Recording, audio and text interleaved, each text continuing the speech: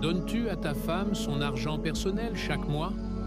Malheureusement, beaucoup de maris aujourd'hui ne comprennent pas vraiment ce que cela signifie, sauf quelques-uns qui ont saisi toute son importance.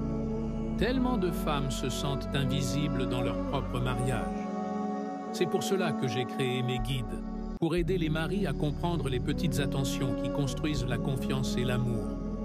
L'argent personnel de la femme n'est pas le même que le budget du foyer. C'est une somme séparée, prélevée sur le revenu du mari et donnée à la femme régulièrement, chaque semaine ou chaque mois, selon l'organisation du couple. Cet argent est le sien. Elle choisit comment l'utiliser, pour ses besoins, son bien-être ou même de petites attentions. Et tu te demandes peut-être pourquoi en aurait-elle besoin si la nourriture et le logement sont déjà pris en charge? Parce qu'avoir son propre argent, c'est une question de dignité. Cela lui fait sentir qu'elle est vue, respectée et considérée. Tu veux un mariage où chacun se sent vraiment aimé et valorisé? La plus grande erreur qu'un homme puisse faire avec une femme, c'est de la laisser s'habituer à ton absence. Quand une femme apprend à vivre sans toi, elle n'a plus besoin de toi. Son esprit s'adapte petit à petit. C'est pour cela que j'ai créé une solution. Avec le temps, elle se réveille, elle prend des décisions, elle règle les problèmes toute seule. Et à chaque fois qu'elle réussit sans toi, ta place dans sa vie devient plus petite. Pas parce qu'elle ne t'aime plus, mais parce qu'elle n'a plus besoin de toi. Et quand tu t'en rendras compte, elle ne te détestera pas. Elle ne te ressentira plus. Tu seras un étranger dans la même maison. Alors ne lui apprends pas à vivre sans toi. Sois présent.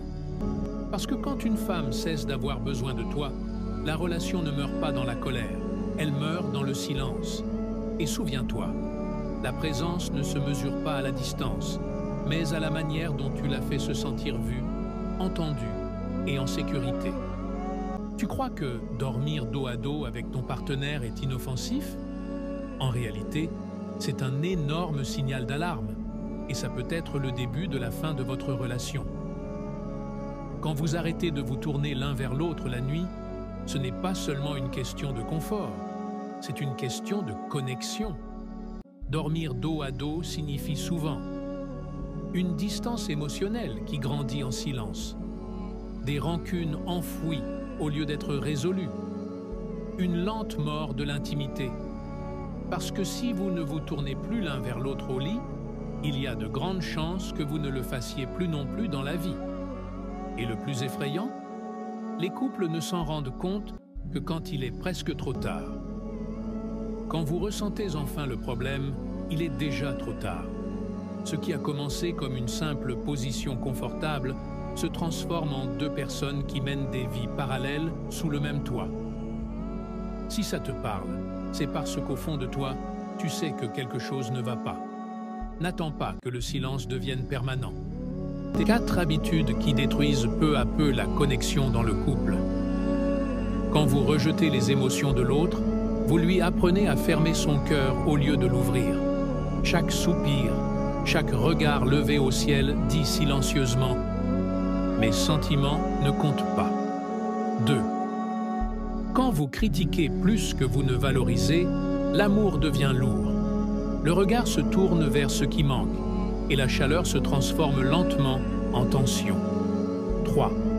Quand vous ignorez les petits gestes d'amour, cette tasse de thé, ce message, ce contact, vous faites taire le langage de l'affection. L'amour s'éteint là où il n'est plus accueilli. 4. Quand vous faites sentir à votre partenaire qu'il est un fardeau, il se referme, non par fierté, mais par protection.